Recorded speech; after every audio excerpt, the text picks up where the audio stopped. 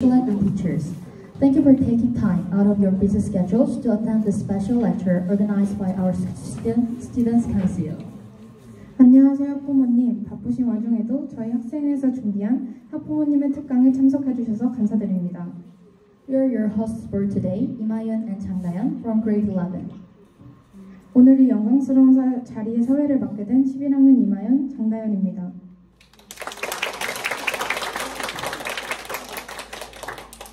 Today's lecture has been organized by the Student Council in celebration of Family Month in May and as a special event for our dear parents. 오늘 특강은 5월 가정의 달을 맞이하여 학생회가 주관하여 학부모님들을 위한 시간으로 마련하게 되었습니다. Mr. Jisoo Woo, we kindly ask for your understanding and patience if there are any shortcomings or mistakes in our preparations. 저희가 준비하다 보니 부족한 점과 실수가 있을 수 있음을 너그럽게 이해해 주시기를 부탁드리겠습니다. Today's esteemed speaker is Mr. Jisoo Woo, Deputy Consulate General from the Australian Consulate in Shenyang. 오늘 특강의 강연자는 주 선양호주 총영사관 부총영사이신 지수 영사님입니다. Mr. Jisoo's journey began when his family immigrated to Australia during his childhood. 지수 영사님은 어린 시절 가족이 이민을 가게 되면서 호주와 인연이 시작되었습니다. Despite facing numerous challenges, he pursued his dreams with perseverance and passion, and this had led him to his current successful position. He will share his inspiring story with us today. 어려움 가득한 환경 속에서도 꾸준히 꿈을 키우고 끈기와 열정으로 지금의 성공의 직계에 오르기까지 그 과정을 우리 함께 공유해보고자 합니다. We understand that many of the parents present today are already living globally and rich lives and will fully comprehend the Deputy Consulate General's speech in English. However, for smoother communication, two students in Shenyang Korean International School will provide brief summaries in Korean throughout the lecture. We would like to thank Ms. Hong Hee-young and Mr. Lee Ho-jung from grade 12 for this assistance. 지금 이 자리에 계신 부모님들은 충분히 글로벌한 삶을 살고 계시기 때문에 영사님이 말씀하시는 영어를 완벽하게 알아들으시겠지만 원활한 소통을 위해 선양한국국제학교 학생들이 영사님의 말씀 중간중간에 간단하게 우리말로 요약하여 전달드리도록 하겠습니다. 오늘 수고해 주실 학생은 12학년 홍희영, 이호정 학생입니다.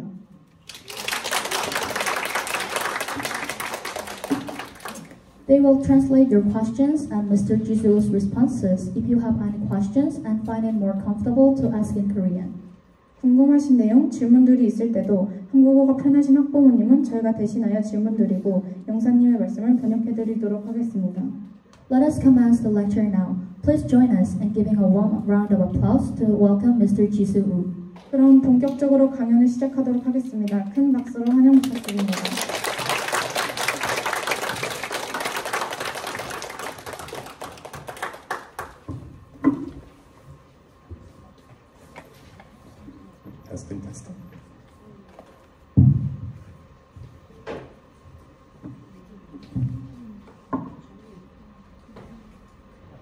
Thank you so much for everyone for coming, and thank you very much for the Korean International School for inviting me to come and speak with you today.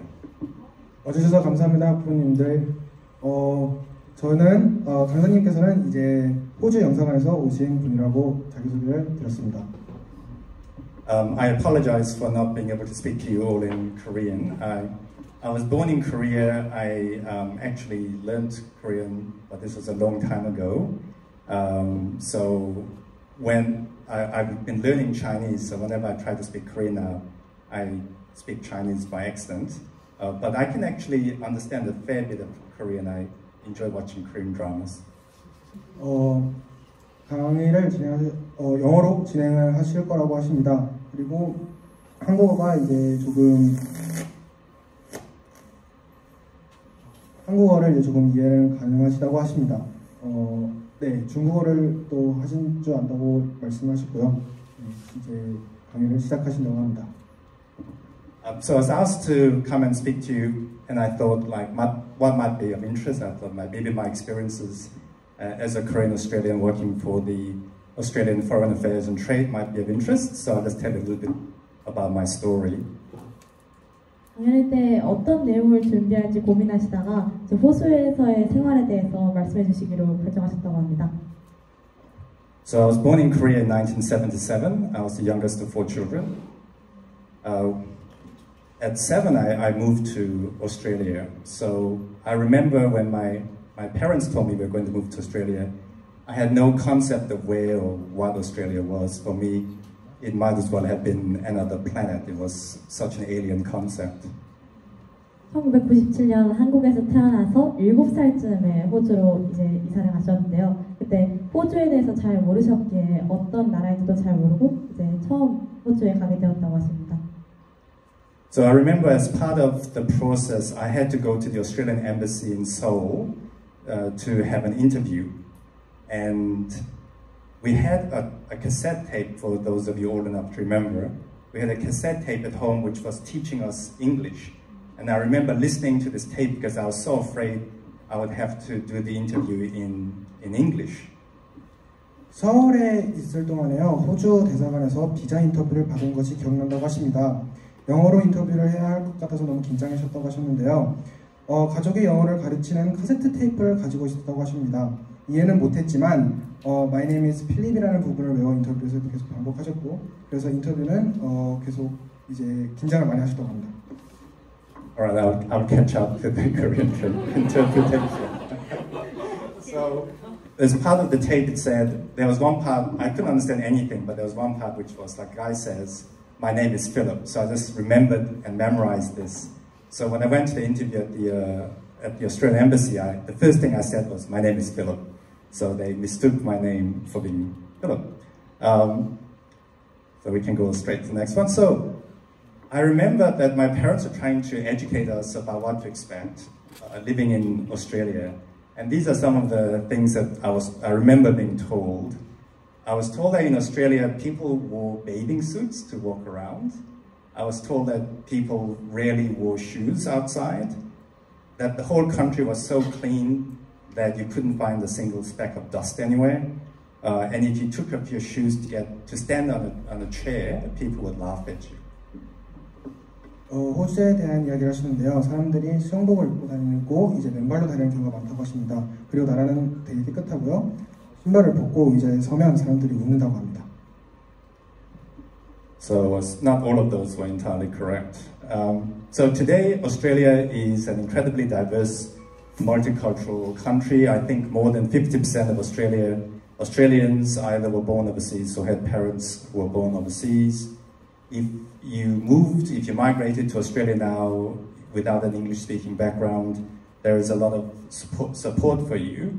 But when I arrived in Australia, in Brisbane in the 1970s, we were one of the very, very few Asians I remember in the whole city, and my family were like the only Asians in our school. 지금은 호주가 다문화 국가로 되게 다양한 문화를 가진 사람들이 있는데, 당시에는 유일한 아시아인 가족으로 당시에는 비영어권 사람들을 위한 지원이 많이 없었기에 조금 적응에 문제가 있으셨다고 합니다. So we were put straight to school like normal class with regular students, and we had to like do all our classes in English the same as everyone else. So for my sisters, they were older than me. For them it was incredibly hard because of the language barrier, but also they suffered through some racism as well, just because there were so few Asians around. But because I was so young, I didn't even know that other people were speaking a different language. I didn't even know that people looked differently from me. So for me, it was quite an easy adjustment. 당시 호주에 아시아인이 너무 적어가지고 언어적인 문제도 있었고, 그다음에 인종차별로 인해서 조금 힘들었지만 당시에는 너무 어리셔가지고 이러한 상황을 모르고 그냥 호주에서 생활하셨다고 합니다. So my parents decided, because they wanted us to adjust as quickly as possible, they forbade us from speaking Korean at home.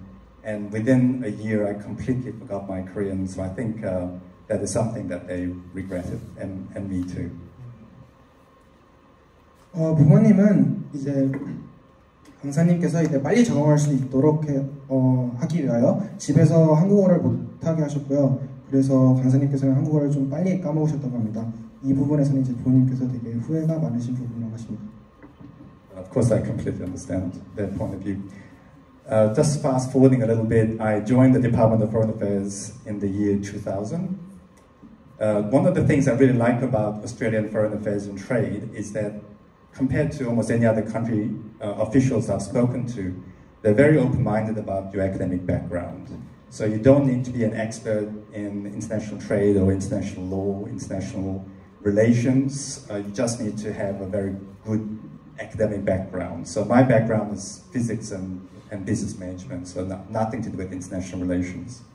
2000년도에 호주 외교통상부에 입사하셨는데요. 당시에는 꼭 국제관계나 국제법이나 이런 거에 대해 공부하지 않아도 좋은 학업 성적만 있었으면 호주 외교통상부에 입사할 수 있다고 하셨습니다.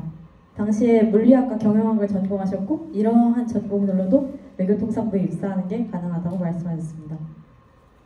So when I joined, it was like a year-long recruitment process. So the first stage, I had to do these IQ tests, and then you have to be a certain percentage, the top percentage to qualify, and after that I had to do various other things. I had to write an essay, I had to do role-playing exercises, I had to do psychological tests, I had to do interviews, I had to do telephone interviews. There were lots and lots of steps, but after a year I managed to pass.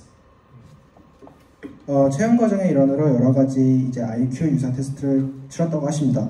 그리고 또 에세이를 쓰시고 역할글도 하고 심리 테스트를